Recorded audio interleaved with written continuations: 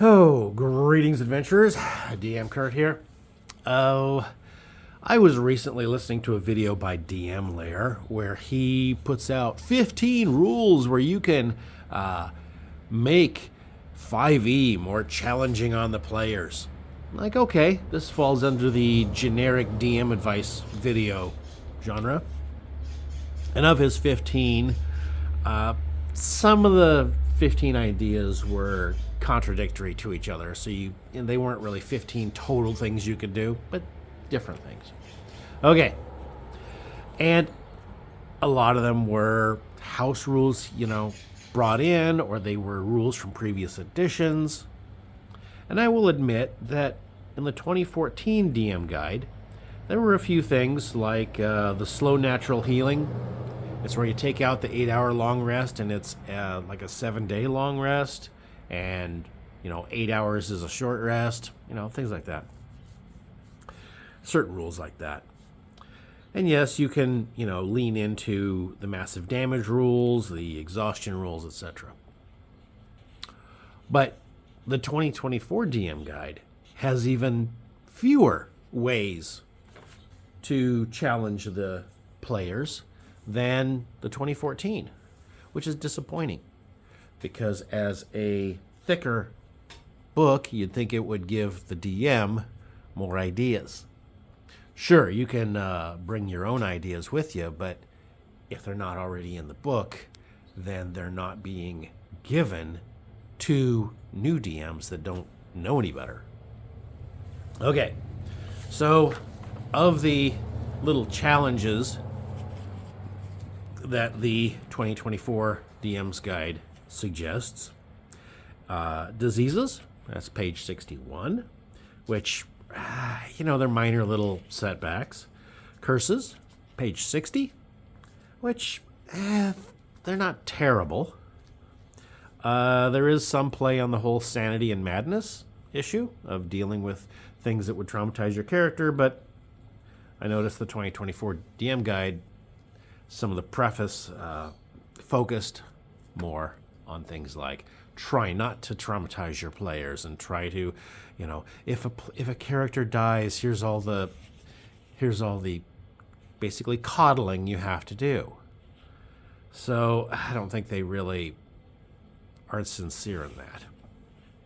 And of course, scaling lethality by, well, just use slightly tougher monsters. In the book they have several how to avoid results of dead characters.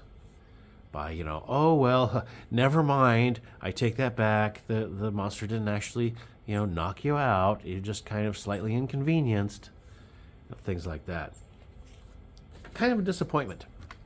So as the 2024 Monster Manual has not yet been released in 2025, I am kind of hoping maybe there'll be some challenge there. What I would like to see is monsters that can do something with their reaction other than just take an opportunity attack. Some kind of more than just on my turn, I get to do one thing and then I wait until next round. Perhaps that means using legendary actions that the boss monsters got and kind of bringing that down into the mid-tier monsters at least. There's things you can do that with. And if the monsters have things to do with their reactions, then they're not holding the reaction for opportunity attacks.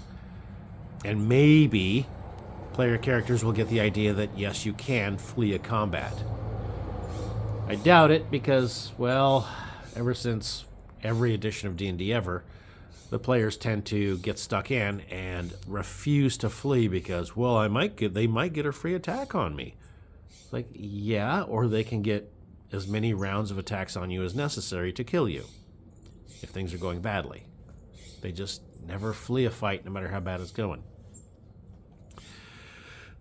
What we're getting word of, however, is that the monsters will get to use some of the weapon mastery rules. For example, the Cyclops, he's going to get 2 attacks, which can be a mixture of Great Club or Throw Boulder. and the attack can knock you down prone,